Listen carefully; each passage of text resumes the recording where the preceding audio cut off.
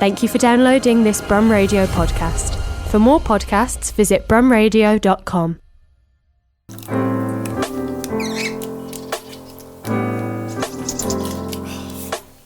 Welcome to Bandwidth. I'm your host, Chris Kosach, and this is the show where I'll be talking to a whole host of artists from across the pond and here at home about those who pioneered the evolution of music in the UK and US. From iconic chart toppers to underground hits, I'll be talking to the musicians, songwriters, and producers that make them happen from the two countries that do it best. Dee C Lee joins me today.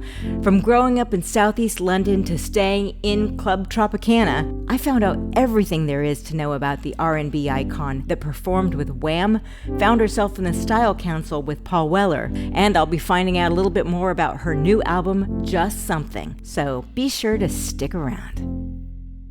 Hi, Dee. Hey, how are you? Sorry, I just got my seat taken over by the dog. Oh, sorry. Yeah, can you get her around in case she starts barking? Thank you. I've got 2 cats and a dog, so they're all locked out now, so I think we're safe.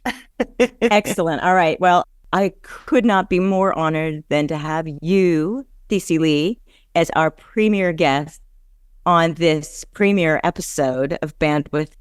Thank you so much again for joining us. You've achieved so much in your 40 years as a singer. It's mind-blowing. It is mind-blowing, I swear. It really is. Even I was just having this conversation a few minutes ago before we started this interview. Absolutely. We just can't believe it. Can't believe it. Everything just seems like yesterday. And then before you know it, and when you put the numbers together, you kind of freak out. And then you get over it and just carry on. But really. And you've done so much. So 5 solo albums, yeah? Yep. And work with Wham and the Style Council and Guru here in the States. That's right. And so much more. And this new album is out too. I understand you're writing a memoir. Are you writing it now? Yes. Still a work in progress. Okay. The memoir started off as quite honestly, as a little bit of therapy, as one does sometimes, because obviously, my life has been long and fabulous, but like most people, there are times, when you wonder where you're going, what's going on, and what's the plan, So when I was going through those stages, I did start, but and when I started to read back on it, I was like, oh, this is more of a memoirs than and it did its job in regards to helping me out. But now it's still a work in progress because life has just picked up again for me. So, I can't even shut the book. I've got to carry on writing now. So there's more to come, It's just been a wonderful time for me. Yes. And I want to get in line to be among those who reads the book and interviews you to promote that as well, please. I hope so too, honey. I hope so too. That'd be great. All right. If you will, give us a preview of a chapter. For instance, can you set the tone for us? What was London like back in the day when you were coming of age and getting into the music career? Give us a little peek into that world.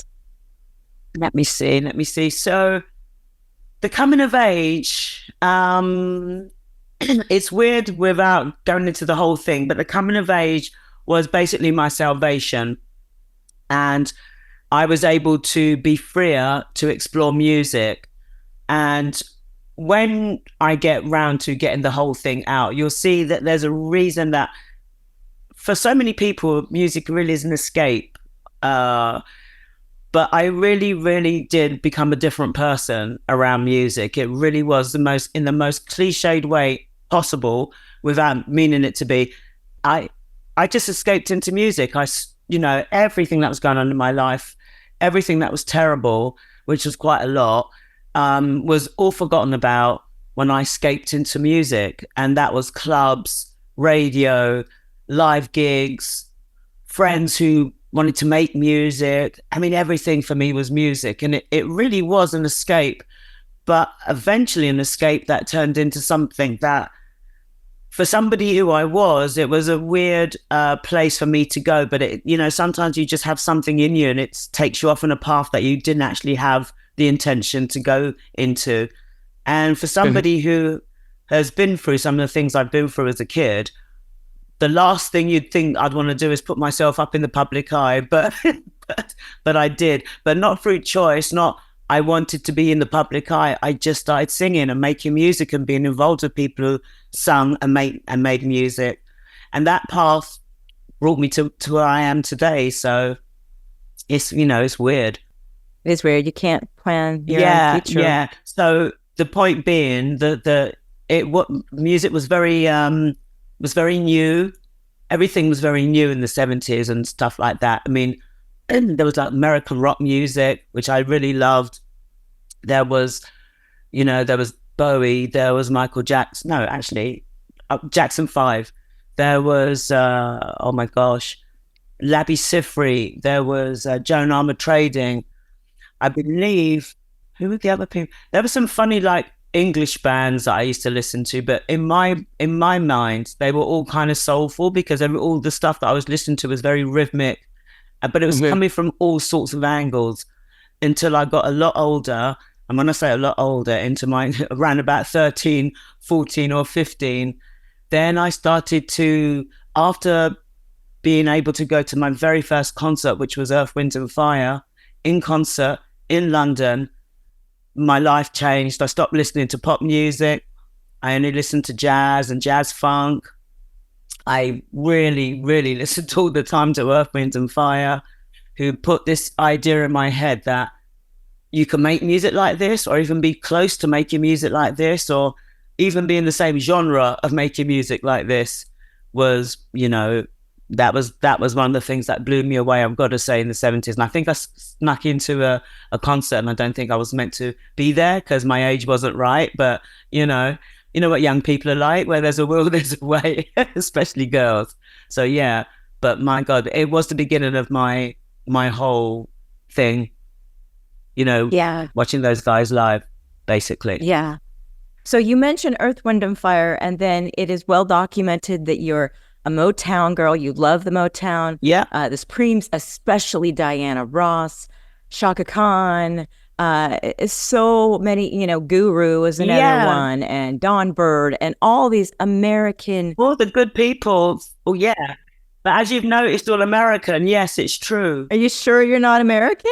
Well, I mean, the first music that I grew up listening to obviously was all American and Black American music, and also a lot of white American rock. I'm trying to remember some names now because I remember, Steely Dan. I really like Steely Dan and people of that ilk. But it was a really fresh time of music because everybody who was making music was really, really, really cool. It's really interesting. I find that you mentioned all these American bands. You ask the average American, who do you like? Who were you influenced by? And 9 times out of 10, it's the Beatles or the Stones or the Kinks or someone from over that way. So there's something to be said for that back and forth, which is what this program is really going to be all about. The fact that we share so much and yet we're different. But we mirror each other so much. So my question for you is, what do you think it was about that American sound, American jazz, American blues, American R&B and soul? What is it that grabbed your soul? Well, I mean, firstly, it was something that we'd never heard before. Yeah. So, I was listening to like pop music. I mean, I was even listening to people like Mark Bolan, T-Rex and people like that. And they were great, they were really great, but there really was something. Started off with the early days. My mum had us listening to the Motown, and my mum, I think she might have known in the back of her head that I was gonna want to sing one of these days. So she said, it's about the class and having a bit of style as well, because there's a lot of people can sing, but there's just a way of carrying yourself, which is probably why I fell in love with Diana Ross. And watching Diana Ross when I was a kid doing Lady Sings the Blues. Just the way, doing the story of Billie Holiday. I mean, just started to really open my eyes, you know what I mean? It really opened my eyes to a lot of different stuff. And I think also, if you're in another country, other countries are a lot more interested in the where you're from. If you watch TV, you listen to music, they just, you sometimes hear something of theirs on the radio, because in those days we didn't have the internet or anything like that. So, there's something just more exotic about people. So maybe that's exactly why you guys were like, you were saying, you know, you're all into the Beatles and stuff. And we're like, you know, we're all like, yeah, what about your stuff? And it's like mutual appreciation, you know? I think that's what it is. But it definitely seemed fresher and, you know, it wasn't from here. And there was always something to be said about something that was foreign or, you know, from abroad. Yeah. And I think people do like a little bit of that all the time, you know, because you got all this stuff on your doorstep, you can do it. But those influences from somewhere else, if you listen to it, it will influence you a different way. And it does, in fact. And you don't make music exactly the same. But from influences and from your own vibe come originality, you know? So this is how I look at it, you know? Yeah. Well, that's great. All right. So can we hop to the 80s, please? Because if you like, yeah. That's where it gets just bright and electric. So with Wham and then the Style Council. The situation with Wham, so I'm just going to get some water. The situation with Wham was, I got in with those guys. I loved those guys, but it was, we started off as like TV, you know, when we started doing anything, we started off doing like personal appearances, which was all like early promotion. That's how I used to do things back in the day. You'd like do PAs to your track at clubs and pubs all around the UK. So I did a lot of that stuff with those guys. And then when we started to blow up, the next stage at that time was making videos, and we did a couple of those, and you saw those guys. And then we were just waiting for that break to get a TV. So what happened was, while I was with Wham, some bands pulled out of a Top of the Pops, you know, the really big British pop program from back in the day. And Wham got offered the position instead, and it blew up from there. So from doing the TV with Wham at the Top of the Pops, did a couple of those, did videos, but then Wham very quickly started to really get quite big. And the management for Wham, they had a new vision for George, and I could see that he was going to be going solo. They wanted him on his own.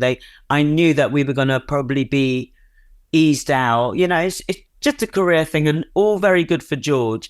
So by this time, when I started to see how it was going, I was very grateful to get a call from a Mr. Paul Weller, who had seen me in Wham and was starting a band, and he probably knew that even though I was a part of Wham, I wasn't a part of Wham.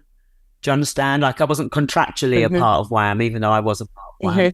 So I was known at that time as well as a session singer. So I was working with a lot of bands. The only ones who got really famous are the ones who you know, but I did work with a lot of different bands who you guys might or might not know, including bands called Animal Nightlife and Jimmy the Hoover. I mean, there were some crazy bands that I worked with, but all really talented in their own ways. And some of them blew up and some didn't. And the ones that blew up, I was lucky enough to be a part of. So, so that happened. They started to go up, and then Paul Weller was like, you know, I'm starting a band, and there's going to be touring, there's going to be this, there's going to be that. And I was like, yeah, now from my point of view, as a young musician, this was definitely the place to go, because now with Wham, it was starting to become, it was the best fun ever, but it was starting to not be the job, which I'd already started off to do. And I was kind of getting distracted. And if I wasn't careful, I could have just ended up as the equivalent of a Bond girl.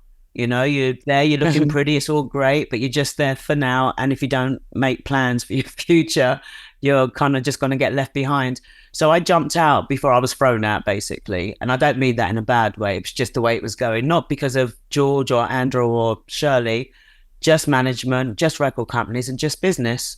You know, the way the world works. Your intuition served you. Yeah, and I kind of felt it was going to go that way. So I was very happy to jump off. And then I also needed to carry on learning. I needed to carry on growing as a musician. I had a lot of fun actually with Wham, getting spoiled, traveling around, you know, doing videos and TV shows and signing autographs. It was all fab.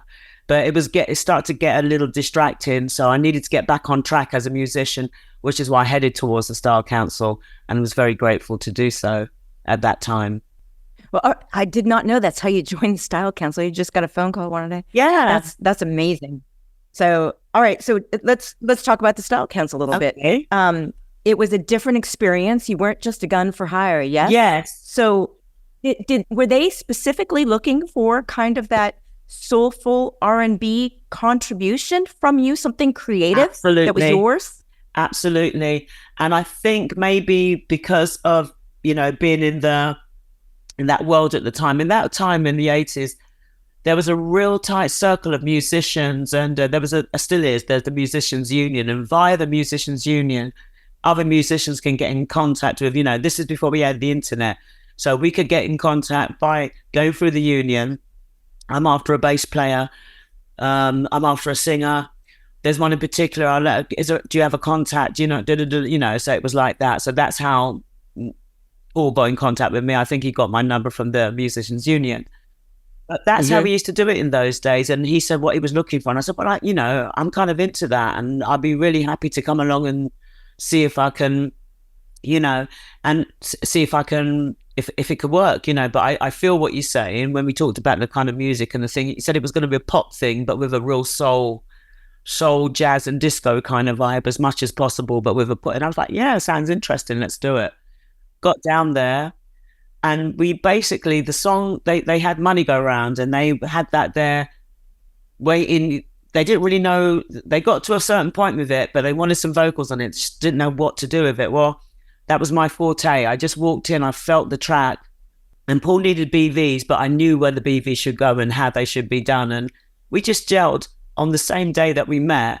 It was like an audition stroke first. But on the audition, I put the vocal down on the track, So I came in as a stranger. Hey, what's going on? Cup of tea, I was all hanging out, had a little chat, played the track to me. Yeah, that's wicked, yeah. And how about this, if I put this idea and I put the Money Go Round back in, the vocal that you hear on that track. I'm not going to sing to you now. I'm a bit husky, and it's quite high. It's quite a high note, and put it down, and yeah, that's it, and we were just gelling and jamming, and it was so cool.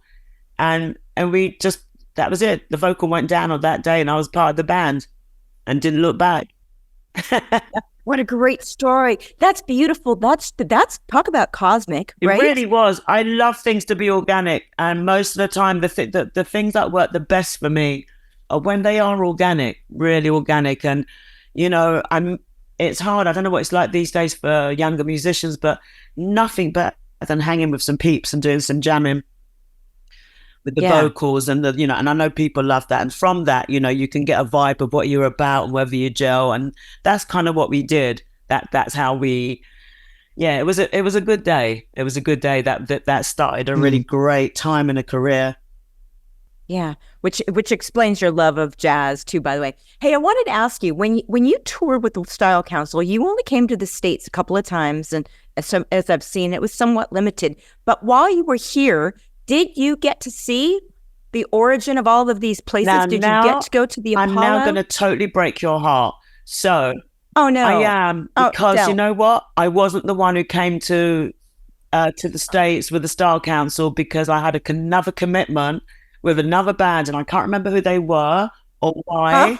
And they got in a lovely, lovely woman called Jay Williams, and she came to the States and did my parts because I was already committed to something that I could not get out of. And, you just can't let other people down. But the tour came, I think the tour, by the time the opportunity to tour the States came up, I think it'd been quiet for a little bit, and I still had other obligations with some other bands that I was working with, because I was a working musician, and when anybody was sat still, I was off doing another job. But after that, after we made that mistake, the Style Council made me what we call now honorary counsellor. So I was paid whether I was working or not, just to make sure that I could be there for those guys. Because that was the biggest cock up, and don't think I didn't. I was gutted. Yeah. All right. Well, you eventually got to New York. Yes. Eventually, you came to New York to work with Don Bird and with Guru. That's right. Yes. On Jazzmatazz. Yeah. And so I'm curious. I don't know the answer to this. Did you record at D&D Studios? No. So the actual recording we did in London. But the reason I came to New York was to cut the video with Donald Byrd, Ronnie Jordan, and everybody who was involved in the track. So we came to New York for about 3 days. It was boiling hot, boiling hot. I think it was July sometime. Summer. And I mean, people were sticking to the sidewalk. You know, it was ridiculously hot, but really cool for us because I'd never actually been to New York until that time. So I was very excited, and it was great fun.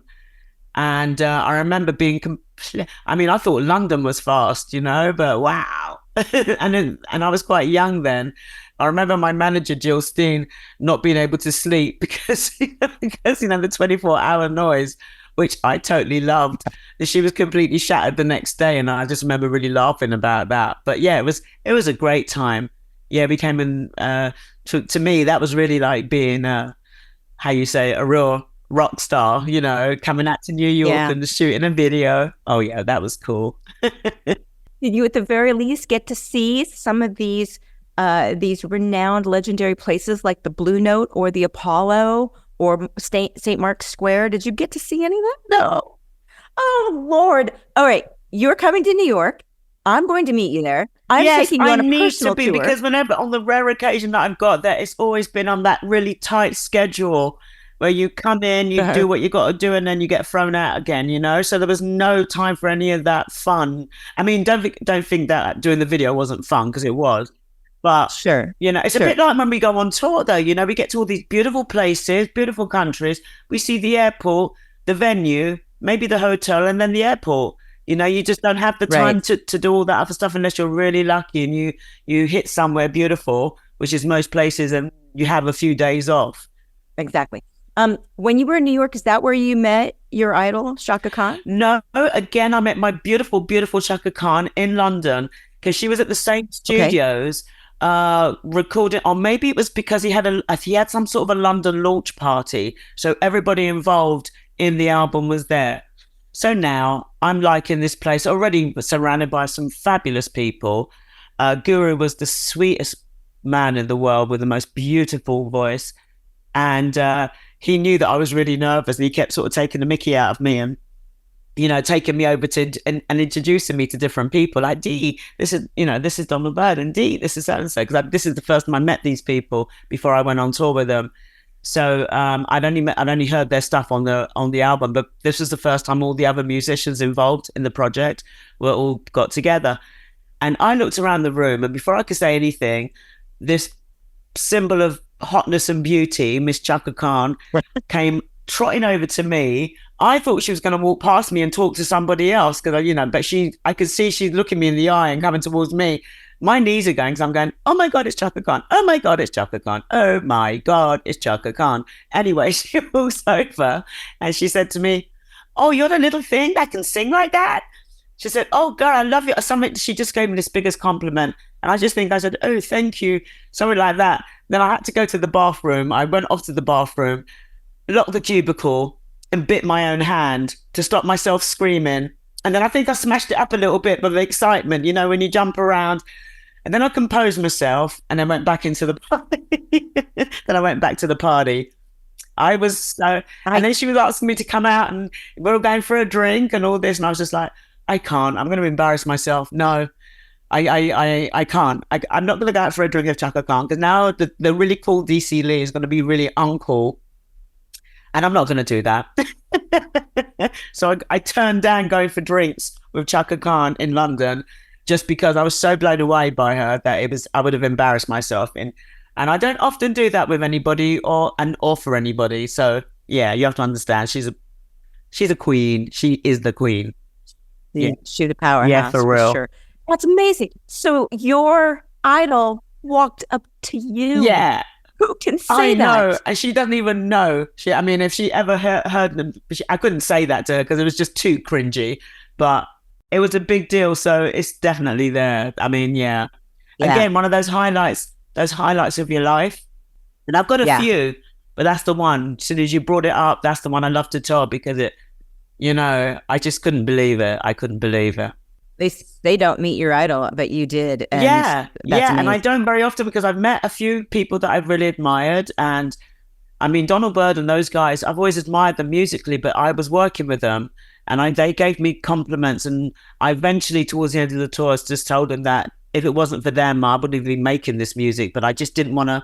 You work with these people and they just talk to you normally and they're doing their thing. And you, in your heart, you just want to go, oh my God, I just needed to know that, you guys triggered me to do this, If it wasn't for you guys, I wouldn't even be doing it. But yeah, towards the end, I mean, I held it down. It's very hard to hold it down, I've got to say, but I'm not somebody who likes to make a fool of herself. So. Yeah, but it goes both ways too. They chose you for a reason. Your phone rang for a reason too. They were probably a little giddy on the inside that they got you as well. They, it was, and I think by the time I'd worked with all those guys and met those people, and I think by the time I'd been involved with Guru, I was starting to get a little bit, I wouldn't say, I just didn't really know where I wanted to go anymore musically because I felt like I'd done as much as I could do. So then I just chilled for a little bit until now, which is, yeah. Quite a little break you took there. Quite a bit of a break, wasn't it? Yeah, everything seemed a bit too much like work. And when you've done something like that, there's not a lot of interest left, So I just chilled for a little bit and went off on a different tip, which was basically hanging around after my kids who were like teenagers and going into the late teens and early, it was all moving house and just doing all sorts of nonsense that suddenly you just realize that's just taken up a whole freaking 10 years, what was I doing, so you were doing stuff but not really doing anything. You sometimes do that thing, it's like people say to me, how you doing, what you doing today? And I'm like, realistically, same beep every day but different day. It's the same stuff every day, but just a different day. And then other times you just get these moments of where things are really amazing and the career is really great. And yeah, so. Yeah, you're playing catch up for all those years of music. I feel so. Yeah. I think it shows in the music too, because there's an enthusiasm that even I can really see in the music. I feel it because I felt that's how I was feeling. By the time I got back to making music again and cutting this album, man, I was like pent up excited, with all these vibes inside me. So they all came out and I think it really shows. But then the love that I got for that, whereas in actual fact, when I was cutting this album, I was really just, you know what, I'm going to make some music and I'm just going to do what I want to do, And then I had the combination of working with my lovely record company, Acid Jazz, and my producer, Tristan, he's got all the connections with all the best musicians. Acid Jazz Acid Jazz are basically just a big group of the most talented people I've ever met in my life. So I've got them on standby to hang out with, and that's what I had working with me for the album. And that combination of me feeling really free and having access to such fabulous musicians and vocalists, and here we are. So happy. All right, so let's talk to me a little bit about this album. This was one of those artistic projects that was born during COVID, yes? Yes, it was. It really was. Walk me through that. So, COVID came, but Acid Jazz I'll tell you why. The Style Council, we had a documentary about our career out on Sky, and it came out at that time.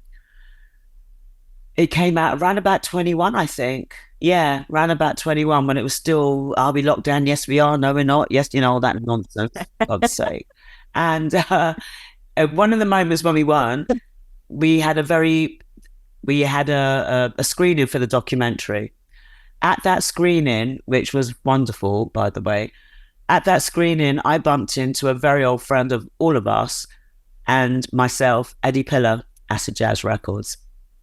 He was like, at the end of the documentary, the four of us, the Style Council, we do like a little a cappella number of one of the tracks on a Style Council album. It's called A Very Deep Sea. We do a sort of a very laid back, scaled down version of it. It was something. It was secret. And it was special for all the Style Council fans. Which when they watch that documentary, they get that at the end of it. It is a really special performance. But anyway, it reminded Ed that I still do a lot of singing, and I do sing. And he was like, "Dee, I forgot about your voice, and would you still sing? And I was like, yeah, of course I would. I always sing, but I'm not prepared to, it'd be nice if I had a team behind me because, I've done all that and I don't really want to, long story short, he was like, well, we'll be there, would you be interested in signing to Acid Jazz? I said, you try stopping me. And he was literally on the phone the next day to management and got the ball rolling. And while we were doing that, we started talking about what we might do. I got to meet Tristan Longsworth, who I knew, brand new heavies, all these kind of people. I mean, I've got some of those people playing on the album. So I just went in and I thought, oh, now if I'm going to get back into it, this is how I'm going to do it. Real musicians, good people, music loving people. I'm surrounded by family. And that's how we did it. So there's so much love. It sounded so good. By the time we got the contract together, we were ready to go. And we got that together so quickly. And not because there was just so much enthusiasm, and as you said, I've been sitting around for a long time. So there was no tiredness. I was just like up every day writing tracks. I mean, I haven't been like that since I was a kid. But I think the combination of the COVID and everything, it just kind of gave me a kick up the butt. And I was like, anything can happen. Anything can happen to us like this, where we're stopped and made to not be able to, so when we're living life, let's live life. And I love making music. F it, I'm going to make some music, and that's where I went. That's where I went. And I had the time in the COVID to sit down without any other, it was a terrible time, but I made it work to my advantage, and it gave me an opportunity to, because there was no other distractions, because you couldn't go anywhere or do anything. I had more time to write. So, instead of just writing in snatched times, because then I've got to get up and do this and I've got to go here and I was like, oh, well, you can't go anywhere. So yeah, just stay here and keep writing. And that's what happened. So it kind of did me a favor, Yeah.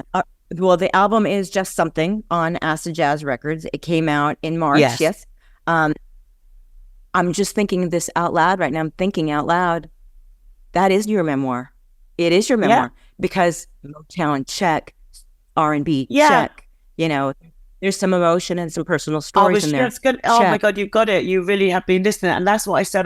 But when people ask me to describe the album, I say, I think it literally is almost like the story of my musical life. It's the story, you feel a little bit of Wham in there. You can feel Wham, you can feel Style Council, you can feel Original D, and you can definitely feel some of the influences, the music and the people that I've listened to over the years in some of the songs. So that's a really big compliment to me, because that's exactly how I wanted it to come across. And you said that as exactly what I said that it's like almost like a musical autobiography, this album. True. And so, you hit the nail on the head. So that's exactly what I was trying to achieve. Excellent. With, passing the torch as well, because your daughter wrote one of the songs on here. That's right. Yeah, that's right. I'm curious, what's it like to work with your daughter? And was she saying, no, that's all wrong? Or did she just say, here you go, Mom, make it yours? This is where I'm very lucky. My daughter and I, we know each other very well musically, as well as mother and daughter. But musically, I know how her voice works, and she definitely knows how mine works. And she's got her own sound. And when we're working together, sometimes I can't remember how to approach notes, and she reminds me how to approach them. And sometimes when she's having problems, there's things, and it's like, just give her little pointers in regards to a certain depth or certain, because the thing about songs, in my opinion, and it's the emotion and it's not just words. You need to be able to convey those emotions. I mean, that's what all singers do, but you need to get the emotion as well as the lyric conveyed in the vocal. And if you know each other as vocalists, you know how to do that. So sometimes, she's quite handy to me to, Mum, you know how to do it. You slide it like this, and you go, oh, yeah. That's the way, we talk like that. But he had this because she's always writing songs. And I remember when she was writing it, she was singing it and going along, and she was like, oh, tell me what to do in this song. And he was getting all annoyed with it. And I went, I'm really liking that song. I really like that. I said, no, don't. I kept saying to her, stick at it. So anyway, we needed one more track now for the album.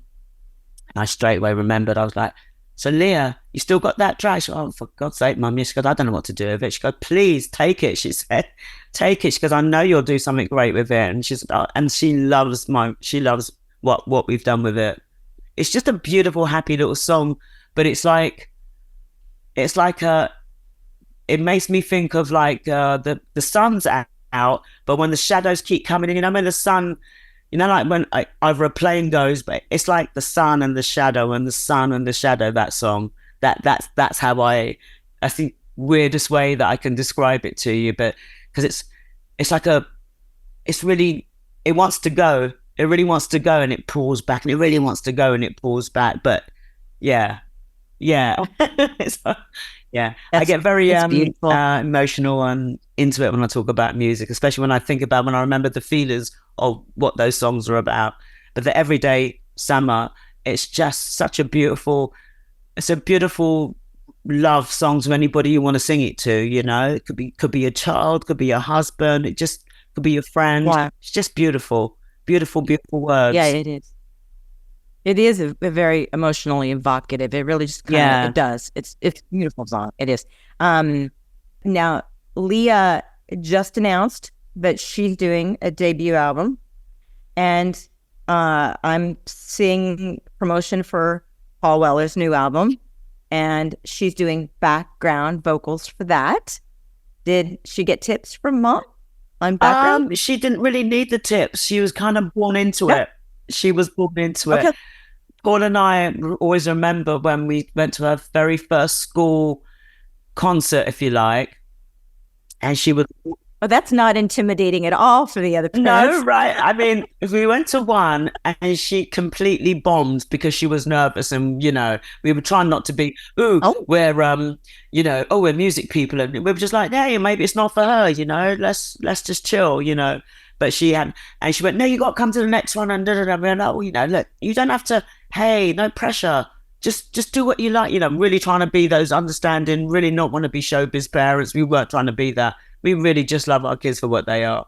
And then, so we, you know, the very first time she did it, she kind of bombs through nerves. Anyway, the next year we went to the same school play as you do. We brought Nanny and Granddad and everybody, we're all there, the whole bunch of us. And she got on the stage and she hit this song, and it wasn't just her family crying, it was the rest of the freaking audience. She hit the audience. This is a school play.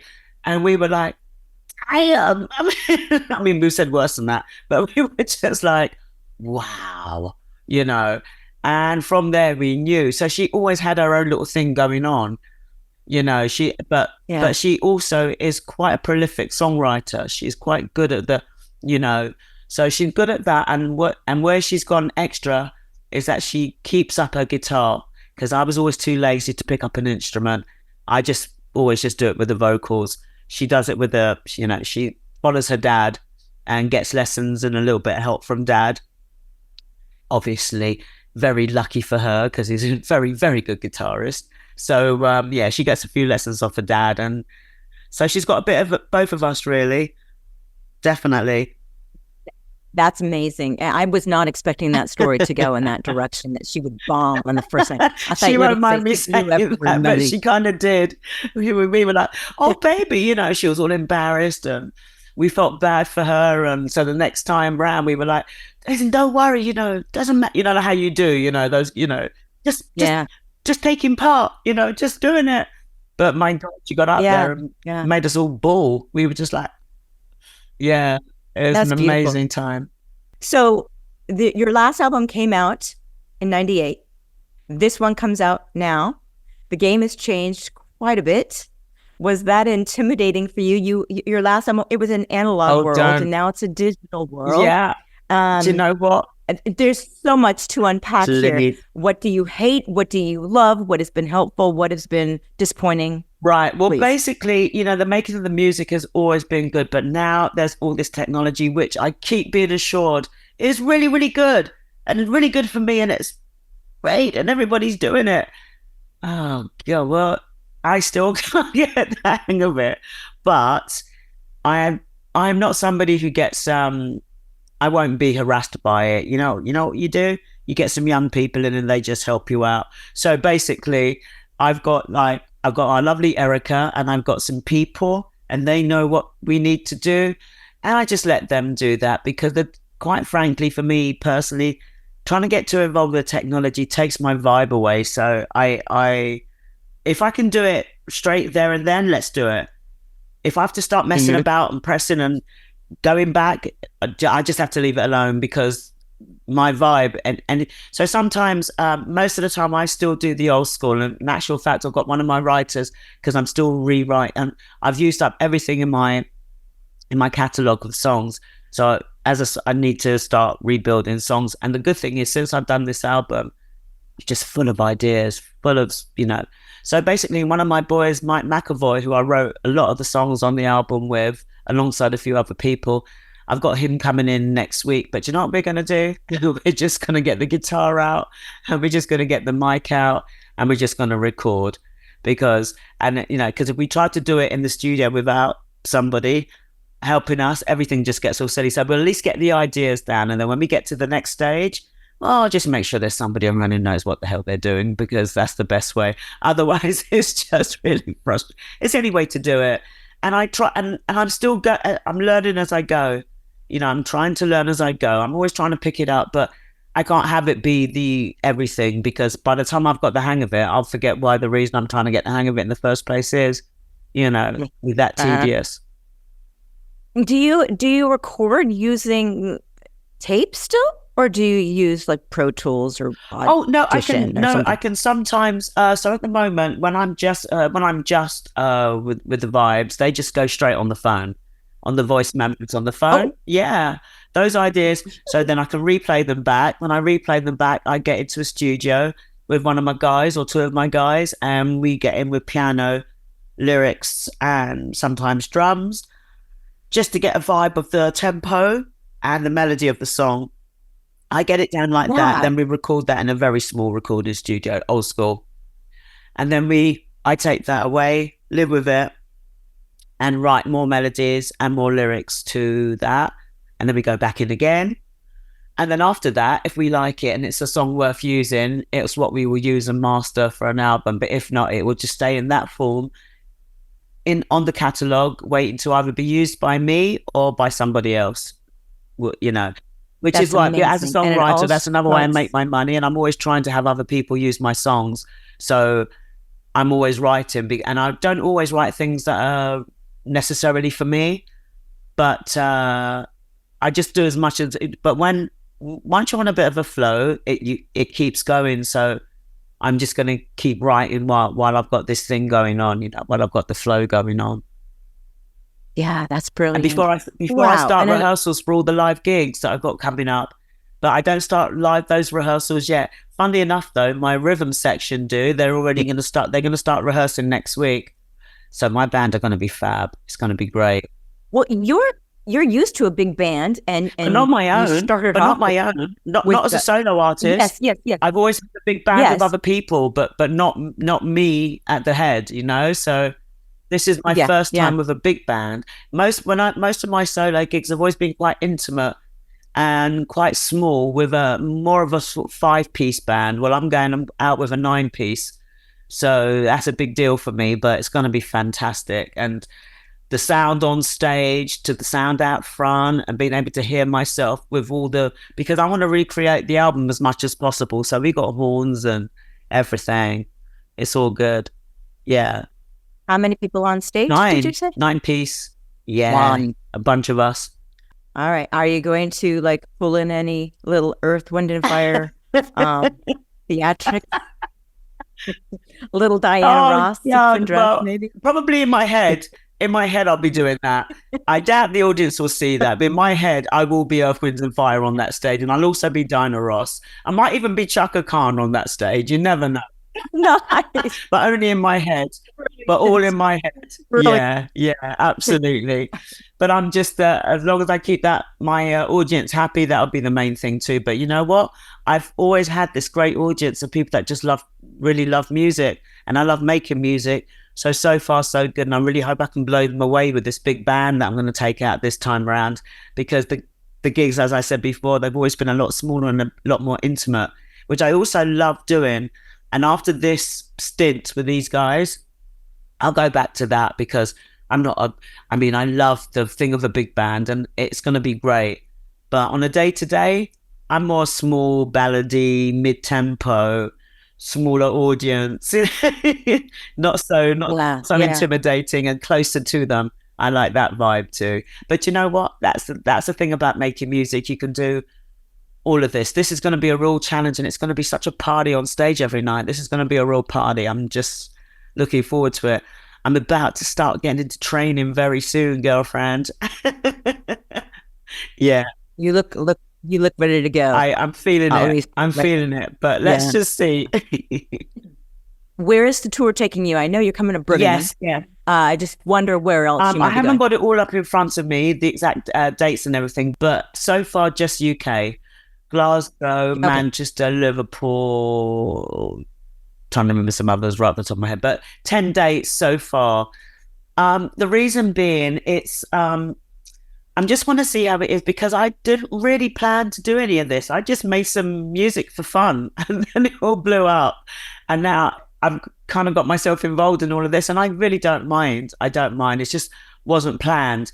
So I just got to see how things go because I don't want to overwhelm myself. And if I much rather do a smaller amount of shows that are really good quality, rather than quantity, just because, it's hard. It's something that you want to do well, but the touring and the traveling, it is hard.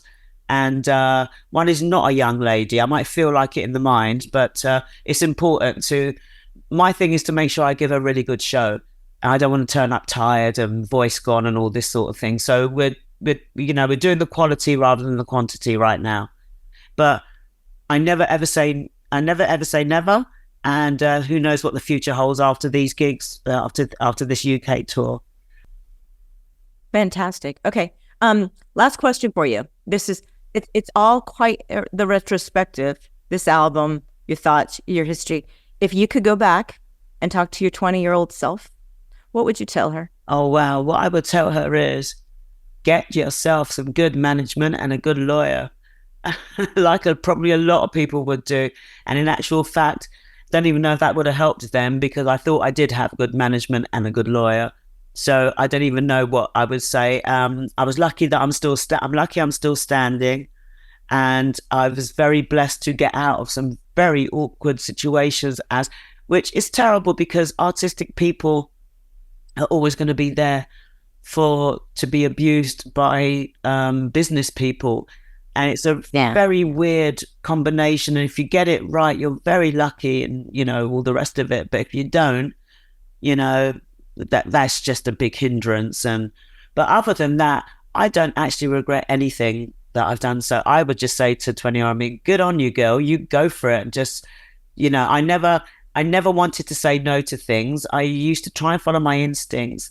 And one thing that I do realize I did, and I would say to a lot of young girls or young anybody, if something doesn't feel right to you, don't do it. Just don't do it. Follow your instincts. But people shut their own instincts down because they don't want to. They don't want to seem like, they're not part of the gang or whatever. But that's a lot of the ploy of people who want to take advantage of you. That that always make you feel like you're not. You're being awkward, or if you don't go along with this, you're not that important. And it's things that you can't really stop because that's what happens when you're young. People who are of a certain way, they'll always know how to take advantage. But the thing is, just follow your instincts. But I think it's always a good thing to try because life is for living. It really is. It's not for living on the fence. And if you fall off and you hurt yourself, just make sure you've got some people there to help you. To help you heal and get back on that horse, as they say. But life is for living, for sure.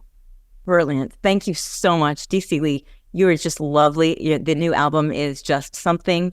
It is out now on Acid Jazz. We are blessed to have you with us. Thank you so much, darling. Well, you had some lovely questions, and it was really, really interesting chatting with you. Really was. Thank you. Thanks for listening. If you enjoyed that, why not check out our other unmissable interviews on Brum Radio, or even head over to our Instagram and TikTok and make sure you never miss a beat.